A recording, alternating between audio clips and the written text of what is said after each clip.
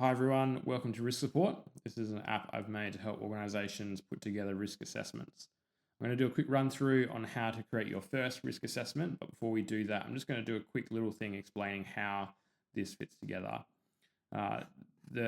Every organization will have a database of risks that your organization has identified along with mitigations, and that will be displayed here. Rather than trying to individually add risks to an event or to a risk assessment, they will be categorized here on the left. And so you might have a category for your building, and in that building category, it will associate all the different risks and mitigations that are relevant to your building. Maybe you have a certain event that you run or a certain activity, and you can categorize those risks in there.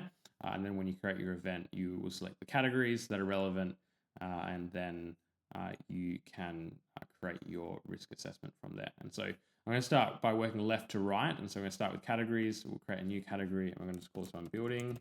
And we're just going to use the general one that is already created for us. So I'm going to create that.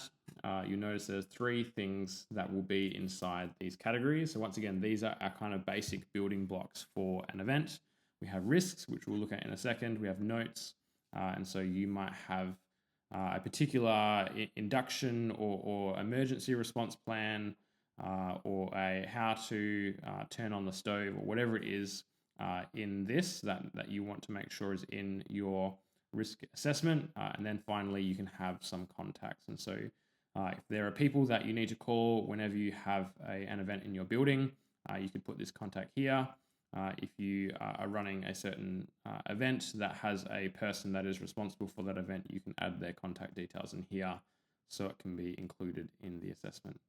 We'll head back to the risks page, and we now have our building category here on the left. And so we're going to start by creating a risk for our building category. So we're going to call this slips and falls. And we can give this a rating. If you're not sure what to rate it, there's a little guide that can pop down here. You can also customize this guide if you think that there is better wording or different thresholds that you want to apply to your organization. And so for this one, let's say they might need some first aid treatment. And so we're going to call this one minor. We can close down that guide, and the likelihood is going to be, we'll check the guide again and say, all right, it's going to be something likely. It might happen once a year, depending on how good we are with our mitigations. And then once again, I'm just going to use the general header that is created for us, and then add it to our building category.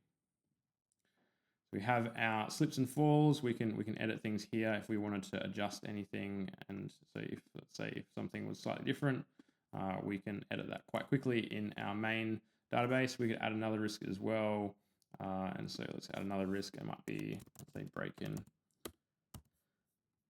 And let's say this would be maybe moderate, depending on what they stole. So maybe they could steal some of our really expensive equipment. And let's say that this is something that might only happen once in 10 years. We might say, let's pretend we live in a good area.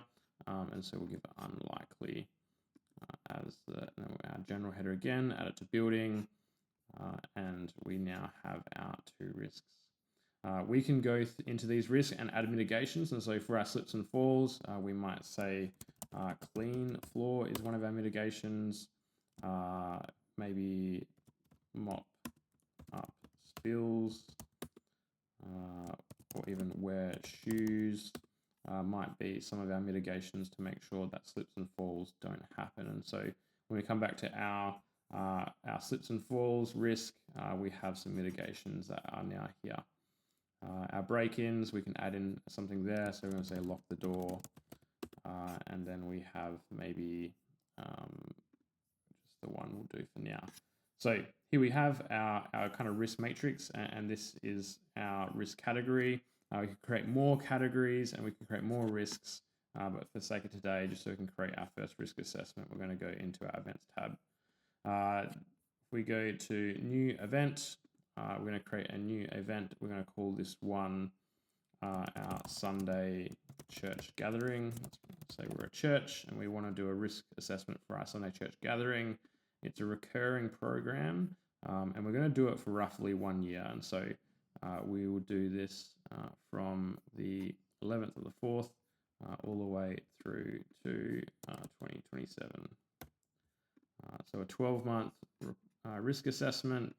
This happens every week on a Sunday, and the start time is 9 a.m. and it finishes at 10:30. All right, location is church building. It is a church service, and we want to make Jesus known, provide community, and then we're going to do some worship, afternoon tea, and children's programs. And then we're just going to add our one little category. Someone is responsible for that, and then we can create our event.